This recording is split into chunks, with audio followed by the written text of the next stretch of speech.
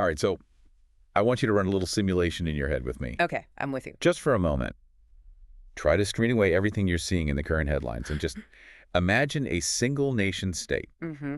And this country, it possesses an artificial intelligence architecture that is, I mean, light years ahead of everyone else. It's so advanced that it doesn't just process data, it actually anticipates reality. That's a compelling, if slightly unnerving thought experiment to start with. Well, it gets more unnerving. Imagine the same AI can predict criminal behavior before a law is even broken. Wow. It can micromanage the information diet of its citizens so subtly that they don't even realize they're being steered. It could displace, say, a third of its workforce into totally new industries overnight, but without triggering a recession. That's the holy grail of economic planning right there. Exactly. And, maybe most critically, it can influence the political stability of its rivals with just surgical precision. Okay, so if a single country actually achieves that level of dominance, the current geopolitical map, it just becomes irrelevant. The balance of power shifts, instantly. And that, right there, Yeah. is the terrifying but fascinating core of what we're really unpacking today. Usually when we talk about AI, and I'm guilty of this too, we get stuck in this moral binary. Right. Is it good? Is it bad? Is ChatGPT cheating? Is it going to steal my graphic design job? But looking at the stack of research you've brought in, it seems like we are having the wrong conversation entirely. It's absolutely the wrong framework. If you're stuck debating whether AI is nice, you are fundamentally missing the mechanism of how the world actually works. So what's the right framework? The conversation we need to have, and I mean the one that global powers are already having behind closed doors, it shifts from morality to geopolitics. The question isn't, is AI good? The question is, who controls it? That's it. Because the core thesis of this deep dive is that simple and that stark. Whoever controls the AI controls the future. Who controls AI controls the future. That sounds like a movie tagline, but you're saying it's, what, the literal policy stance of major world powers right now? It is the reality on the ground. We are looking at reports here that paint a very, very clear picture. Nations are no longer viewing AI as just a tool for economic efficiency or, a productivity hack. It's not just a smarter version of Microsoft Excel. Not at all. They are engaged in an AI arms race that looks, acts, and feels like a new world war. A new world war. That is a heavy label. When I think back through history, world wars are fought over tangible things. We fought over land in Europe. We fought over oil in the Middle East. Exactly, physical resources. We fought for access to warm water ports or, for nuclear dominance, things you could point to on a map. Precisely. The 20th century was defined by those kinetic resources. If you controlled the oil, you basically ran the global economy. If you had the nuclear triad, you guaranteed your national security. Those were assets you could touch, you could defend, you could blockade. Okay, so what are the assets of this new war? Because I can't exactly blockade a cloud server. Well, actually, you sort of can. The assets of this conflict are different, but they're just as critical. First, we are talking about data. That's the raw fuel. And that's oil. It's the new oil, absolutely. Then we are talking about compute power, and specifically the high-end semiconductor chips. That's the refining capacity. The hardware. The hardware. And then you have the algorithms themselves, the AI models. And ultimately, you're fighting for the most scarce resource of all, human attention. It's interesting for the average person, the learner who's listening to this and just wants to get their work done. AI is a productivity tool. It's a smarter spreadsheet or a way to write emails faster. But you're saying that's a dangerous oversimplification. It's a massive oversimplification. If you view AI merely as a productivity tool, you're basically looking at a tank and calling it a heavy-duty tractor. Right. Yes, it can pull a plow, but that is not why the government bought it. At the state level, AI is a national weapon. It is the single defining factor of national security and economic dominance for the next 50 years. Okay, so our mission today is to map this new battlefield. We need to unpack how nations are actually using this technology to reshape everything: governance, the economy, and warfare itself. And I want to make sure we land on where you, the listener, fit into this. Because if the landscape is changing this fast, we all need a compass. We absolutely do. And to really understand that landscape, I think we have to start by looking at the machinery of the state itself. How are governments actually deploying this right now? Let's start right there. Section 1, the machinery of the state. We have this concept in the notes of automating the nation.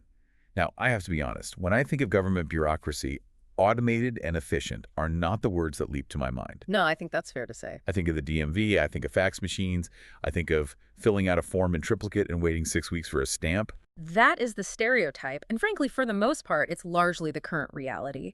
But the promise of AI in governance is to completely invert that.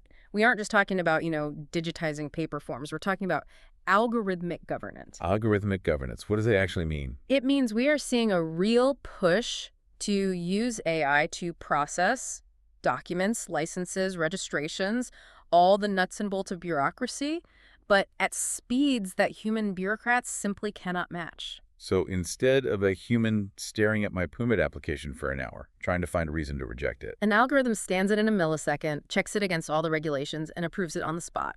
But zoom out from that to the macro level. Think about smart city planning. okay. Currently, traffic management is reactive. A road gets clogged up, so we send a cop out, or we change a light timing But we as ain't- later. Yeah. yeah. We are seeing systems now that can control traffic flow in real time.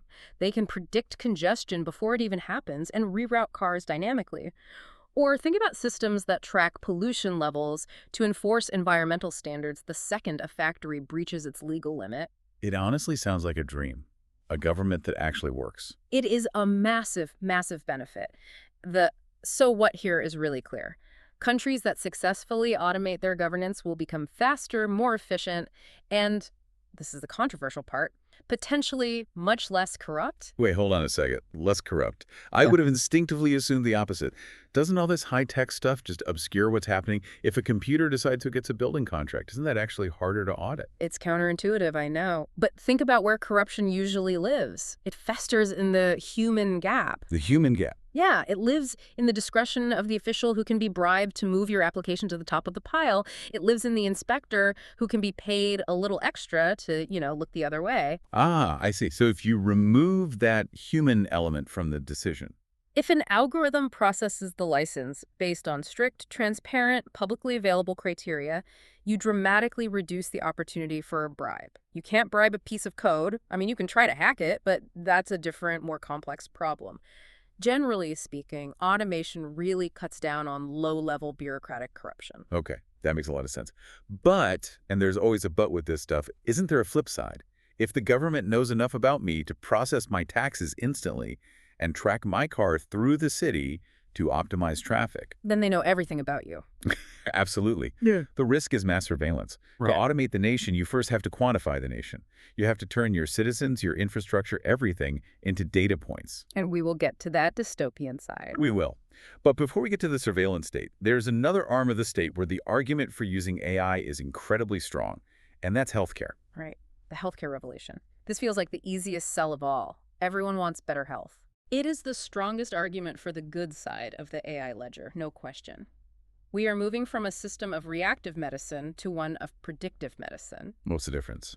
Right now, our healthcare systems are almost entirely designed to fix you once you are already broken. You get sick, you go to the doctor. AI allows us to pivot to keeping you from breaking in the first place. I've read about this with diagnostics. The idea that an AI can spot a tiny, almost invisible shadow on a lung scan that a tired radiologist at the end of a 12-hour shift might just miss. Exactly. And it's not just that the AI is quote-unquote smarter. It's that it's unbelievably consistent. It doesn't get tired. It doesn't have a bad day. It doesn't get distracted. It's seen millions of scans, not thousands. Millions. But the bigger geopolitical play here is in drug discovery. Developing a new pharmaceutical from concept to pharmacy shelf usually takes 10 to 15 years and costs billions of dollars. AI can simulate how different molecules will interact, potentially cutting that discovery time down to mere months. Okay, so the benefits are obvious for me as an individual. I get better treatment, maybe I live longer, I have access to new drugs. But why is this a power race issue? Why does the state care so much about this? Because healthcare is incredibly expensive. For almost every single developed nation, healthcare is a massive, crushing weight on the national budget. It's one of the biggest line items. So if a country can win the AI healthcare race, They effectively lower their national burden of cost dramatically. It's a huge economic efficiency play. And it goes further. how so? It extends the productive lifespan of the workforce. If you can use AI to make your population healthier and keep them working productively until they're 75 instead of 65, that is a massive strategic advantage in pure GDP terms. Mhm. A sick population is expensive, a healthy, long-lived population is productive. So a healthier population isn't just a moral good anymore, it's a strategic asset in this new world war. Precisely. Now, of course, we have to acknowledge the risk here as well. In this field, we call it automation bias. Automation bias is what happens when humans start to trust the machine too much. If an AI diagnostic system is right 99% of the time, doctors might just stop double-checking it. They stop questioning it. They start to lose the skill to diagnose without it. And then, when the system does make a mistake, That one time it hallucinates or gets it wrong, nobody catches it because everyone just assumed the machine was right. that's genuinely terrifying. It's like following your GPS navigation into a lake because the screen said turn left and you stopped looking out the windshield. That is exactly the analogy, and it's a real danger. Okay, so that's the machinery of the state making things run smoother, keeping people alive longer to boost GDP. Now I want to shift gears to something a little darker. We've been using this word war. Let's talk about the actual weapons. Section 2, the sword and the shield. The new battlefield. This is where things get serious. Right. The sources we're looking at mention that this is the scariest application of AI, the military. And when I think of war, I think of tanks crossing borders, jets in the sky, aircraft carriers on the ocean. But you're saying the very location of warfare has changed. It has, fundamentally. Traditional warfare is kinetic. It's things moving in physical space to destroy other physical things. But the new warfare happens on servers, across satellites, and on screens. It is cyber warfare. And the defining characteristic of this new battlefield. Speed. A speed that is faster than human cognition. We are talking about AI systems that are constantly 247 monitoring a nation's critical digital infrastructure power grids, banking systems, water treatment plants. Because they're like digital sentries. Exactly. They are looking for the tiniest anomalies that might suggest an incoming attack. And if an attack comes, it happens in milliseconds. A human analyst staring at a screen is completely useless. So it's already too late. By the time a human notices a red light blinking on a dashboard, the power grid is already down. You need AI to defend, because only an AI is fast enough to detect and counter an attacking AI. It's bot versus bot combat in cyberspace. That feels incredibly unstable. If you have two algorithms fighting each other at light speed, couldn't things escalate by accident, without any human decision-making? That is a major, major concern among strategists. We see flash crashes in the stock market because of dueling algorithms. Now imagine a flash war. It's a terrifying possibility. But it's not just digital. Right. It's bleeding into the physical world. We're seeing physical manifestations, like military surveillance drones that can identify and track targets autonomously. Or in intelligence analysis, where an AI can sift through millions of hours of intercepted communications to predict a potential threat before it materializes. It's almost like the war is happening invisibly, all around us, all the time. In the cyber realm, it absolutely is. But let's bring this down from the satellites to the street level. We talked earlier about surveillance versus freedom. This is where the sword and the shield turns inward towards a nation's own citizens. This is the part that makes people deeply uncomfortable. And frankly, it should. It absolutely should. We're talking about the deployment of facial recognition in public spaces on a massive scale. We're talking about AI that tracks behavior patterns to identify anomalous activity. And monitoring online content, I assume. Constantly. Some nations are actively using AI to predict protests or civil unrest before they even happen by analyzing social media sentiment and tracking population movement patterns. See, that's where I get stuck. Because on one hand, you have the crime control argument, and it's a powerful one. If an AI can spot a known terrorist walking into an airport because it recognizes his face from a watch list, I want that AI to exist. I think most people do. Correct. That is the selling point. Safety, security, order. The promise of a world without random acts of violence. But on the other hand, if that same AI is tracking me because I attended a peaceful protest or because I associate with people the government doesn't like, where is the line? Who decides what's a threat? That is the central, perhaps unanswerable debate of modern governance. Security versus privacy. And the expert analysis here suggests that the trade-off is becoming much, much sharper. The benefit is a potential reduction in crime and an increase in public safety. The risk is that privacy, as we understood it in the 20th century, is finished. Privacy is finished. That is a chilling phrase to hear. It is, but just think about the data exhaust you create every single day. Your phone knows your location, your credit card knows your purchases, your smart speaker knows your voice, your face is captured on 1,000 security cameras. If a state-level AI can aggregate all of that instantly, anonymity becomes practically impossible. So the question for us as a society is, how much of that are we willing to trade for safety? That's it. How much privacy are you willing to trade for how much security? And different countries are going to answer that question very, very differently. They already are. They already are. And that divergence is a key part of the geopolitical race.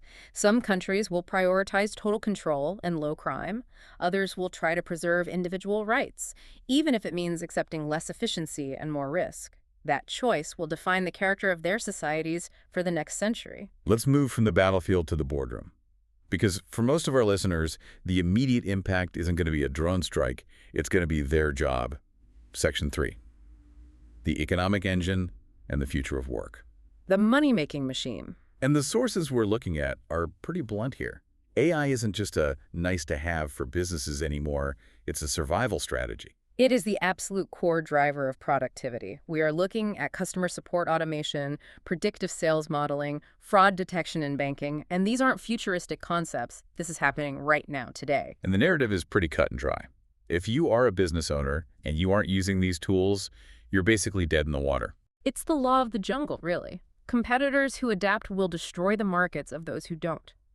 I mean, if your competitor can process customer service claims 100 times faster than you at a tiny fraction of the cost, how can you possibly compete on price or on service? You can't. You lose. No, You lose. But then we have to talk about the workers. Because if the business becomes ultra-efficient, what happens to the people who used to do those jobs? We hear this all the time. AI is coming for your job. It's the headline every single week. We do. We need to correct a common misconception there. I think we need to talk about the displacement myth. Okay, unpack that for me. Because it So- feels pretty real to the people who are losing freelance writing gigs to a chatbot. Of course. The displacement is real. But the phrase we see in the research, the one that really gets to the heart of it, is this. It's not just AI replacing you. The reality is, a person using AI will replace you. Okay, that's a crucial distinction. So it's not the Terminator coming to take my seat at my desk. It's my colleague who learned how to use the new Terminator-powered tools better than I did. Exactly. It's a tool that magnifies hearing capability. But we have to be honest about the specifics of the displacement. There are absolutely at-risk jobs. Such as? Call centers, data entry, basic graphic design, a lot of generic writing, basic accounting. Anything that is highly repetitive and rule-based is extremely vulnerable. Repetitive and rule-based. I mean, that describes a lot of modern office work, doesn't it? It does. It describes the bulk of what you could call the white-collar assembly line. But at the exact same time, we are seeing the emergence of entirely new economy jobs. What kind of roles are we talking about? AI operations managers, prompt engineers, AI security specialists, AI ethics and compliance officers, automation strategists. These are job titles that didn't even exist 5 years ago. So the jobs themselves are changing. But what about the underlying skills? If AI can write better than me and do math faster than me and code more efficiently than me, what is left for me to sell to an employer? That brings us to the skill shift. And this is fascinating and actually quite hopeful. As the technical barriers to entry get lower because the AI can do the coding or the complex calculations for you, human skills become the premium product. You mean the so-called soft skills? I really hate that term soft skills because it implies they're easy or somehow secondary. They are not. They are the hardest and most important skills. We are talking about creativity, leadership, emotional intelligence, and complex, nuanced decision-making. Wisdom. Yes, that's the perfect word.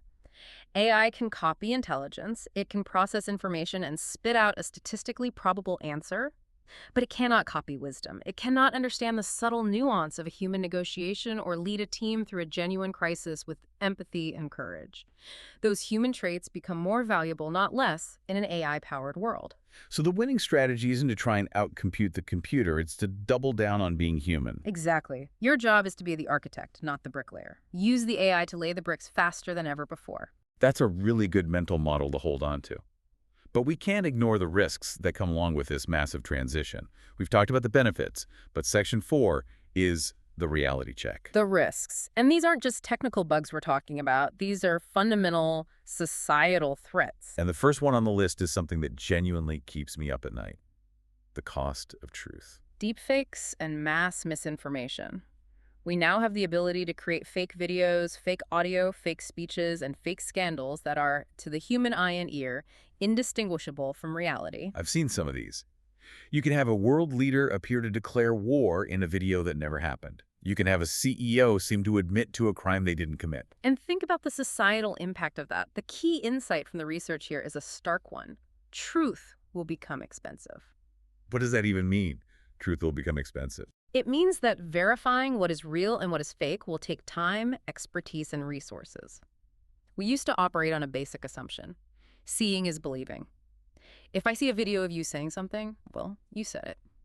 If that fundamental trust goes away, we lose our shared reality.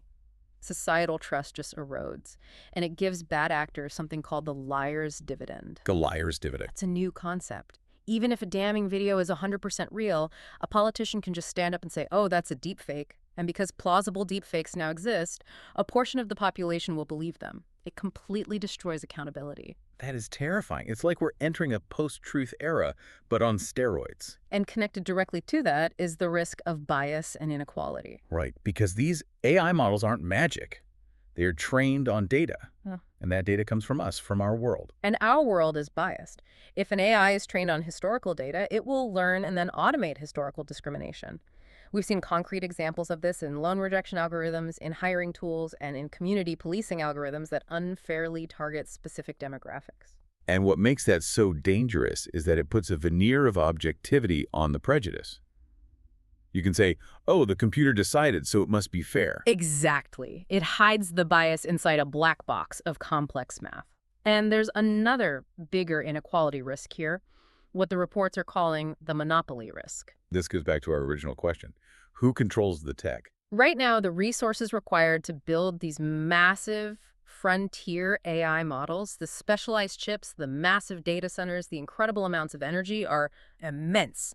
We're talking billions and billions of dollars. There is a very real possibility that only 3 to 5 companies worldwide, or maybe just 2 or 3 countries, will control this foundational technology. That sounds less like a market and more like a global oligarchy. It could potentially create the greatest concentration of wealth and power in human history. If the engine of all future value creation is owned by 5 boards of directors, where does that leave everyone else? And where does it leave our privacy? We touched on this, but the sources are pretty stark, calling it the death of privacy. It's the end result of the tracking ecosystem. Your voice, your face, your location, your behavior, your purchasing habits. We might reach a point in the near future where people start to demand AI privacy rights that are treated with the same legal severity as basic human rights. I can absolutely see that happening. A constitutional amendment for digital privacy and bodily autonomy from data collection. It might be the only way to push back. So we have the risks, we have the benefits. Now let's zoom out to the big map. Section 5, the geopolitical leaderboard. Who are the key players in this race? The analysis consistently points to 3 key players, each with a very different set of strengths: the USA, China, and India. Okay, let's break them down one by one. Let's start with the USA. The USA is, for now, the undisputed leader in innovation. It has the foundational research coming out of universities, it designs the most advanced semiconductor chips, it has the massive cloud computing power, and it is the home hub of all the major AI companies. Silicon Valley is still the engine room of raw invention. So the US has the brain power and the architectural plans for the engine. That's a great way to put it. Then you have China. China is the leader in mass-scale implementation. They are incredibly fast at taking a new technology and rolling it out to 1 billion people. And their strengths. They lead in surveillance AI and rapid state-directed development. And they have a huge data advantage because of the sheer size of their population and the deep integration of digital super apps like WeChat into every aspect of daily life. So if the US invents, China scales and implements. Broadly speaking, that's the dynamic we're seeing. And they have a policy of civil-military fusion, where commercial tech breakthroughs are immediately fed directly into state and military power. Okay, and then there is the third player, India. India is the wild card, or perhaps the sleeping giant, now waking up. What's India's specific play in this race? India is emerging as the leader in massive digital adoption. It has an incredibly young, tech-savvy talent pool and, according to the data, the highest rate of AI tool usage among its population. People in India are adopting and experimenting with these tools faster than almost anywhere else in the world. So what does a country need to actually win this race? It's not just one of those things, is it? No, it's not just one thing. You can't just have the best chips if you don't have the talent to use them. You can't have all the talent if you don't have the data to train the models. Winning requires a very specific combination. You need AI talent, you need access to chips, you need vast amounts of data, and you need a supportive governance structure. And the sources seem to highlight a potential path for India here. Yes. By focusing heavily on AI education, fostering a vibrant startup ecosystem, and building out its digital public infrastructure, India is positioning itself to be the human capital hub of the AI age. So a possible future is one where the U.S. provides the core tech, China provides the scale for its own system, and India provides the massive pool of talent that makes it all work globally. That's a fascinating and very plausible dynamic. It's not necessarily a zero-sum game where one wins and the others lose. They all hold different crucial pieces of the puzzle, but obviously they all want to be the one holding the most pieces. And that leads us to our last section. Section 6, governance and the future. Given all these risks and this intense competition, how do we tame this beast? Because we can't just let it run wild. That much is clear. After seeing the risks, governments are finally trying to step in. And we are seeing the rise of AI safety as a field. The analogy used here is a powerful one, comparing AI safety agreements to nuclear safety agreements. It's a very strong analogy. We have treaties and protocols to stop nuclear proliferation and accidental launches. The argument is we need a similar international framework for AI. What would that look like in practice? We are seeing the first steps. Things like mandatory content labeling, so you know if a video or image is a deepfake. Governments are placing heavy restrictions on high-risk applications, especially in policing, justice, and healthcare.